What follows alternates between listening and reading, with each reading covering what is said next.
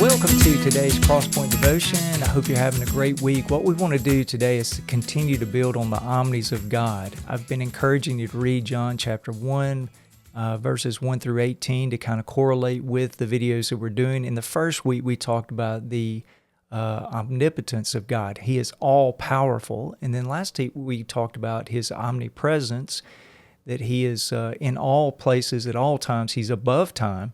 And today we want to talk about His omniscience. He is all knowledgeable.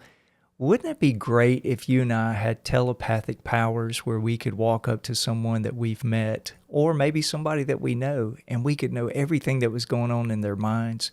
It would kind of be a crazy experience, but it might be a little bit fun, because sometimes I think when we ask a person how you're doing, and their first response is, well, I'm doing fine.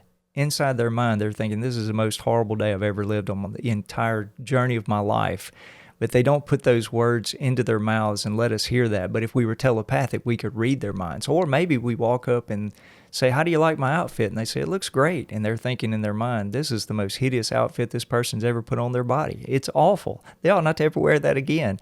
It would kind of be interesting if we knew how to read people's minds and we were telepathic and they could read our minds.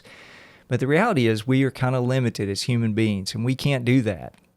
That's why we get in a lot of trouble in our marriages. We can't read our spouse's minds, and that puts us in a bind a lot of different days.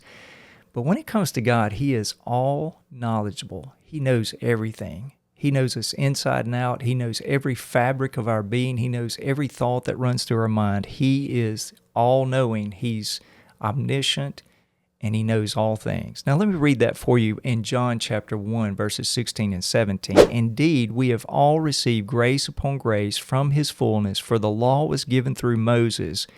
Grace and truth came through Jesus. I think it's very interesting that in John's description of who Jesus is, when he talks about the all-knowing ability of Jesus, he always takes it to truth.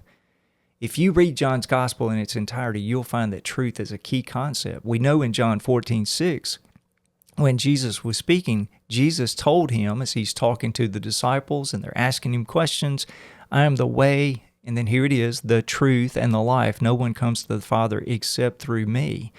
And so Jesus always defined the knowledge that He has of us in terms of truth.